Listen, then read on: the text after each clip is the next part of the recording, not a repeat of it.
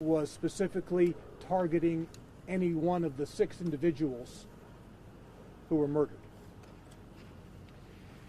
Chief John Drake will now update you on the progress of the investigation overnight and this morning, including what we know about the individual's purchases of firearms over the past couple of years.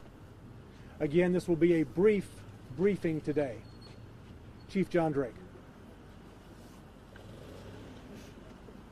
Good afternoon, everyone. Thank you again for being here. Just a brief update of what we know right now.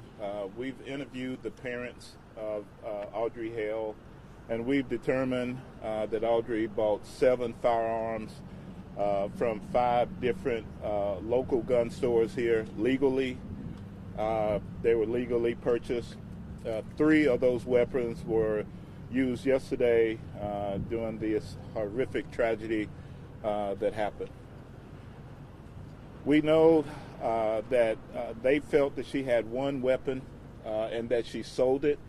She was under care, doctor's care, for an emotional disorder. Law enforcement knew nothing about the treatment she was receiving, but her parents felt that she should not own weapons. They were under the impression that when she sold the 1 weapon that she did not own anymore. As it turned out, she had been hiding several weapons within the house. We also don't have a motive at this time. We feel that the students that were targeted were randomly targeted. There was not any particular student that she was looking for at the time of the incident. And that's what we know as I speak, and we'll take any questions. Chief, can you give us any more details about that manifesto? What was in the manifesto? So in the manifesto, there's several different writings about other locations. There were locations, there was talks about the school. There was a map of the school, a drawing of how potentially she would enter and the assaults that would take place. There's quite a bit of writing to it. I have not read the entire manifesto. Our team and the FBI have been working on this. Chief, can you clarify where exactly the victims were located? You mentioned the common area. Were they all together, the students and the adults at the same time? Where were they? So they were spread out in different locations. When I went into the actual church, the kids had already been transported to the hospital.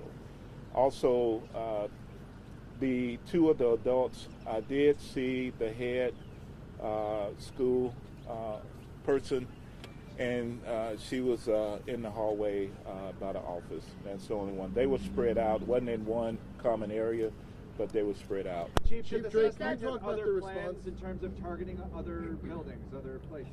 There was some writings in the manifesto about other locations, but as far as it being an actual target, I can't confirm that at this time. Chief, can we talk about your body cam footage? Do you feel like your One at a officers time, did please. everything One right? at a time, Sorry. please. Amber Walker with CNN. Just about the 6 victims who were killed.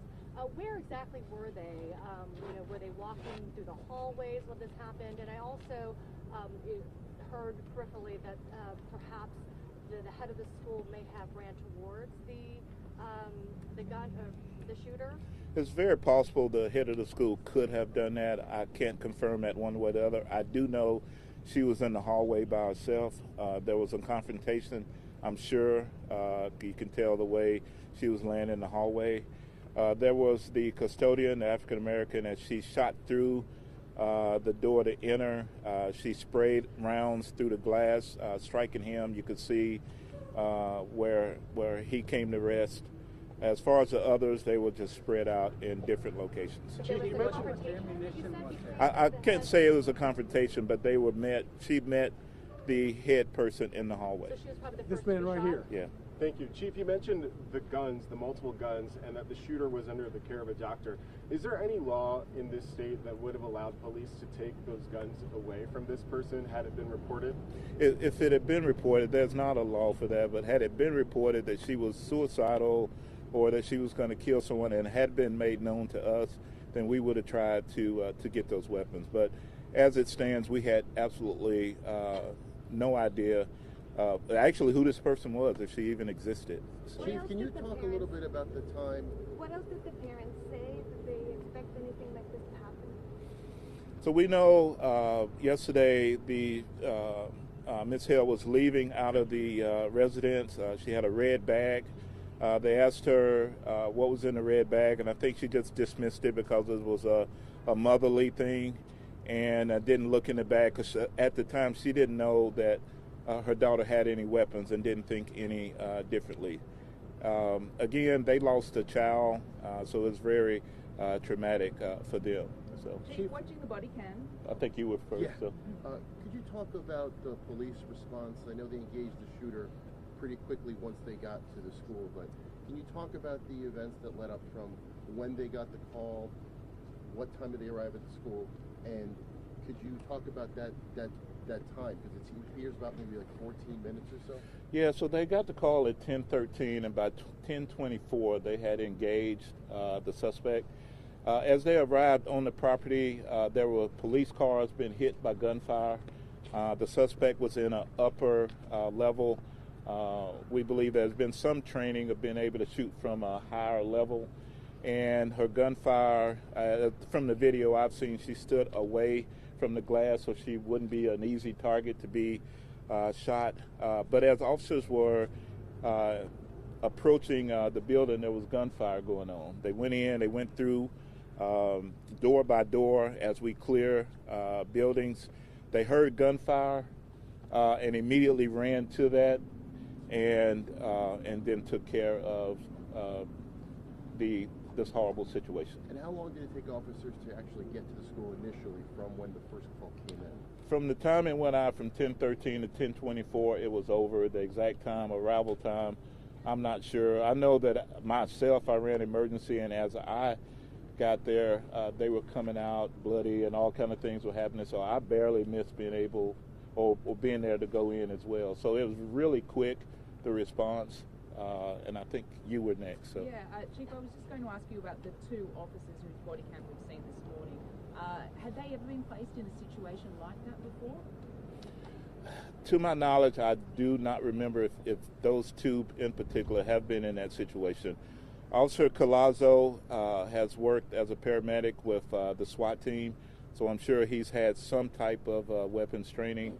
I was really impressed that with all that was going on, the danger that somebody took control and said, let's go, and went in and took care and just try to end this situation. But as far as being in this before, I'm unsure. You, sir? Sir, a friend of the families has reported, a friend of the Hale family has reportedly said that Audrey was autistic. Can you speak to that if you know if that's in fact true? I can't confirm that. I've heard that, but I can't confirm if that's true or not. Just one more question. One more question, and we're going to stop. One more. Just on the officers, how are they faring today, 24 hours on? Any indication of the significance of yesterday, why the shooter may have done this yesterday? And also, do you have anything that could indicate whether the school was targeted for religious reasons? I can't confirm either. I'm not sure if that we're approaching a holy period at Easter and all of that. I can't confirm any of that. Do not know.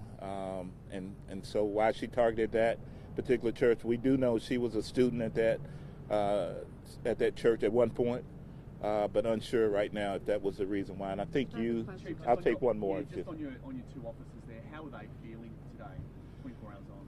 So I talked to them earlier, and they're trying to decompress, trying to make sense of all of this. I talked to President Biden. He's going to reach out and talk to them as well. They're just trying to do whatever they can with their families and just kind of remove themselves from all of this. So. Thank you all very much. Thank you. Thank you. Chief Drake, would you say the 14-minute response time from getting the call to arriving to the school, is that acceptable? Is that something you want to look back at and see if that was that there could have been a quicker response time? So I'll answer that. We evaluate each and every situation, and so one of my principles is we're always looking to be innovative and evolving to get better. And so we look at every single incident we have, and if there's a way to get better, we feel a response right now. From what I've seen, I don't have a particular problem with it, but we always want to get better. We always want to get there in 2 or 3 minutes. And so there's a lot of things that could have happened. Traffic was locked down, et cetera. But we're always looking to get better. What do you So, tell scared thank you. kids, Chief?